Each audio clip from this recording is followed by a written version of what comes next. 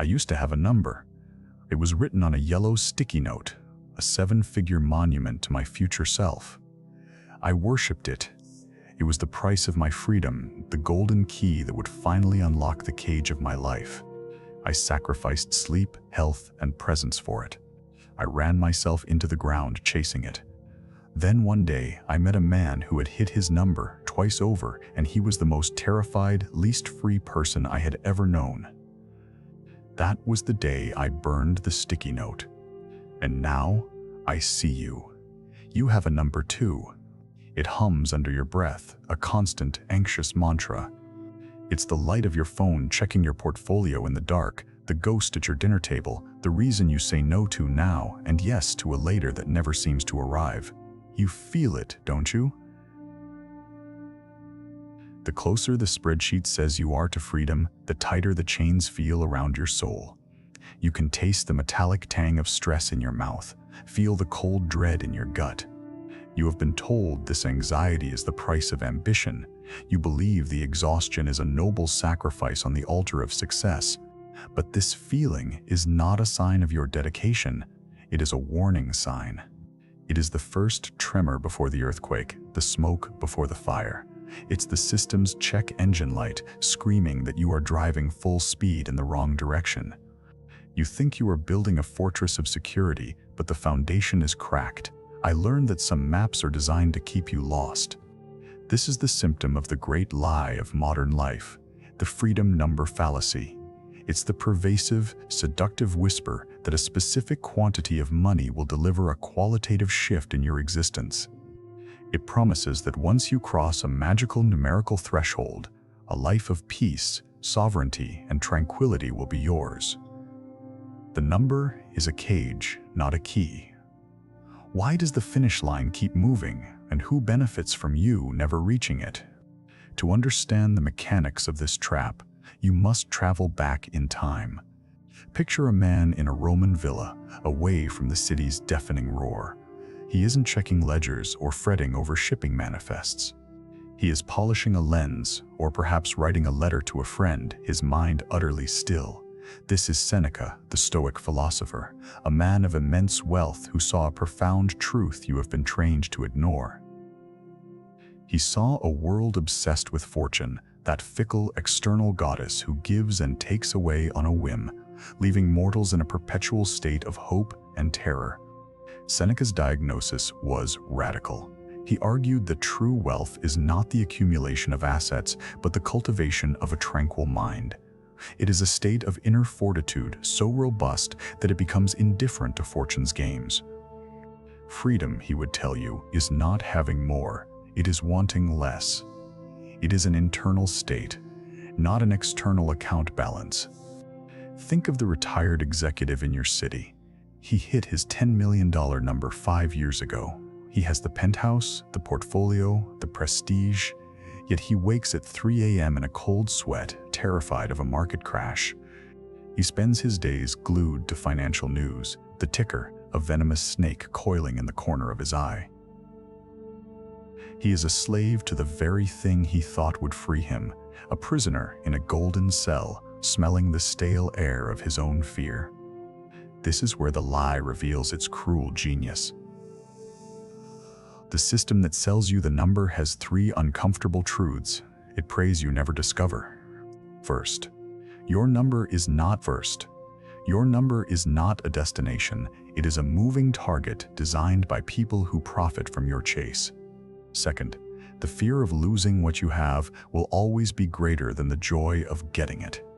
Third, freedom is not purchased, it is declared. You see this poison everywhere. It's the 25-year-old grinding 80-hour weeks for a future retirement he may be too burned out to enjoy. It's the couple buying a house they can't afford, sacrificing their peace for a postcode. It's the endless cycle of lifestyle inflation, where every raise is immediately consumed by new desires, new anxieties, new monthly payments. You are running on a treadmill inside a labyrinth, and the walls are papered with advertisements for better running shoes. The air hums with the electric charge of manufactured desire. It's not about becoming a millionaire. It's about achieving a tranquil mind. The former is a moving goalpost in a game rigged against you. The latter is a portable fortress you can build inside yourself, brick by brick. The system wants you to be a frantic millionaire. Seneca wants you to be a serene human. The urgency is escalating. Every day you spend chasing the number is a day you are not living. But the lie goes deeper than just a flawed definition of wealth. The entire architecture of your financial world is engineered to keep you running, to make the ancient wisdom of Seneca feel impossible. The labyrinth is not just a simple maze. Its very floor is designed to exhaust you, to make you dependent on the tools the zookeepers sell. The metallic scent of ozone, of servers overheating from running algorithms that prey on your panic, is the very atmosphere of this prison. To see this layer of control, you must meet another guide. This one is modern, pacing not a villa but a library stuffed with ancient and forgotten books, a place he calls his anti-library. He scoffs at spreadsheets and quarterly reports. This is Nassim Nicholas Taleb, a former trader turned philosopher of uncertainty. He looks at the complex financial products and revolutionary investment strategies sold to you as progress and sees only one thing: fragility. Taleb's powerful insight is the Lindy effect. It's a simple, brutal rule. The longer a non-perishable thing like an idea or a technology has survived, the longer its future life expectancy. A book that has been in print for 2,000 years is likely to be around for another 2,000. The Lindy effect tells you that what is new is fragile, and what is ancient is robust. Now look at your financial life through this lens. The system pushes what is new: complex derivatives, algorithmic trading, meme stocks, the get-rich-quick scheme du jour. These are anti-Lindy. They are fragile, designed to benefit their creators and leave you wrecked when they inevitably collapse. It makes you a gambler, not an investor, constantly sweating under the heat of a system designed for churn. Compare the crypto trader, perpetually caffeinated and anxious, to a woman who follows a Lindy strategy. She buys a simple, boring global index fund, a concept that's been proven for decades. She doesn't check it. She doesn't talk about it. She spends her days gardening, reading, being present. She trusts time, not timing. She is building her tranquility, not her ulcer. One path is a frantic sprint on a treadmill. The other is a calm, steady walk on solid ground. The system needs you to believe that new is better. The complexity is sophistication. This is how it maintains control. It creates a labyrinth of such bewildering complexity that you feel you need an expensive guide, a special tool, the latest map. But the ancient wisdom, the Lindy-proof path, is simple. So simple, in fact, that it is hard to charge a fee for it. The number is a cage, not a key. Its bars are forged in novelty and complexity. This is the moment for reflection, the mirror moment. Ask yourself, and answer with brutal honesty. When did you last feel truly content without checking a screen for validation? When did you last spend an entire day without calculating your worth in dollars? When did you last choose a path of less income for more peace? When did you last look at an old, simple object and feel its enduring power? When did you last say the words, "I have enough," and truly believe them? If your answers unsettle you, good. That is the feeling of waking up inside the trap. The discomfort is the first sign of life, the first breath of clean air. You are beginning to see the bars of the cage. You are beginning to question the map. The constant, gnawing hunger for more, the feeling of being behind, the quiet desperation, that is the poison of the lie working its way through your spirit. But a poison, once identified, can have an antidote. How do you escape the trap? How do you break the spell of the freedom number fallacy? You do not escape by running faster. You do not escape by finding a better map to the labyrinth's illusory exit. You escape by realizing the labyrinth has no ceiling. You stop running. You look up. You start to climb. This is the path of liberation, and it is built on a concept as ancient and as powerful as Seneca's wisdom, the enoughness investment philosophy. Enoughness is not a number. It is a declaration. It is the conscious, deliberate, and courageous act of drawing a line, not the line of what you want to accumulate, but the line of what is sufficient for a life of tranquility and purpose. It is a philosophy of subtraction, not addition. It reframes the central question of your life from how much do I need to be free to what do I truly need to be me. This isn't about deprivation, it's about curation. It's about understanding that every possession, every subscription, every obligation owns a piece of you. It demands your time, your energy, your focus. The pursuit of more has left you with less and less of yourself. Enoughness is the practice of reclaiming that stolen territory. It is the art of designing a life where your peace is not for sale at any price.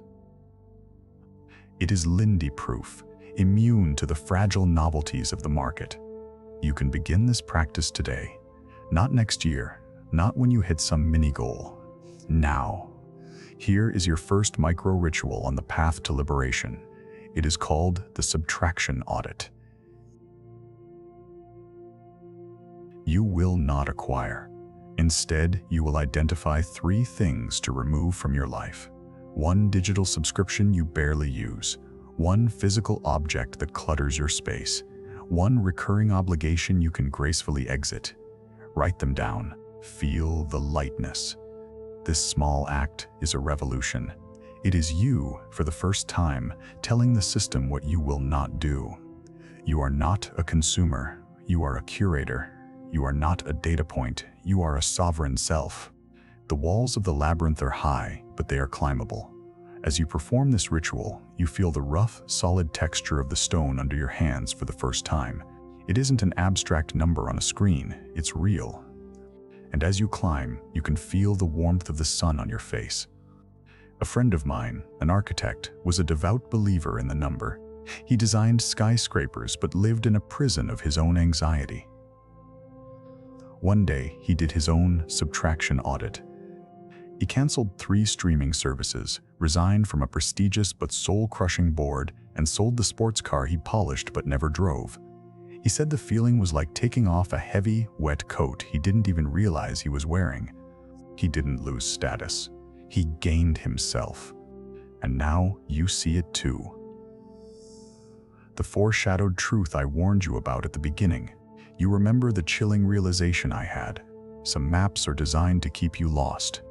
The map you were given, the one with the number as the destination, was never meant to lead you out of the labyrinth. It was a trick. It was meant to keep you running, buying, and hoping, forever enriching the mapmakers. Your anxiety was not a side effect of the journey, it was the fuel source. Now you stand at a precipice, a moment of profound choice. You can see 2 futures branching before you, an if-then vision of what is to come. If you choose to ignore this warning, to pick the map back up and believe the lie, your future is clear. You will keep running, your breath growing ragged, the taste of ash in your mouth. You may even hit your number, only to find the labyrinth has grown larger, its walls higher, the exit a cruel mirage. You will be the richest ghost in the graveyard. But if you act, if you embrace enoughness, if you start to climb, another future awaits. It will be harder at first. It will require courage. But soon, you will pull yourself over the wall of the labyrinth. You will stand on solid ground, the sun on your skin, tasting the clean air of true freedom. You will look back at the maze not with anger, but with understanding. You will see it for what it is, a pile of stones. And you will begin using those stones to build a foundation for a life of your own design. The choice is yours, and it is urgent. The system that profits from your anxiety is not slowing down. It is accelerating, creating new numbers, new desires, new forms of digital slavery every day. To hesitate is to consent to your own imprisonment. To wait for the right time is to accept the terms of the lie. You must declare your own sovereignty right now with your next breath and your next choice. Because the truth, the final, liberating, terrifying truth is this. This is my pledge to you. I will not stop holding this mirror up to the deceptions of our age. I will not soften the language or sell you a comfortable lie. I will remain here, outside the labyrinth, keeping a light on for those who choose to climb. I will be a voice for enoughness in a world screaming for more. I choose the tranquil mind over the endless chase, and I will walk that path alongside you, should you choose to take it. Your real life is waiting,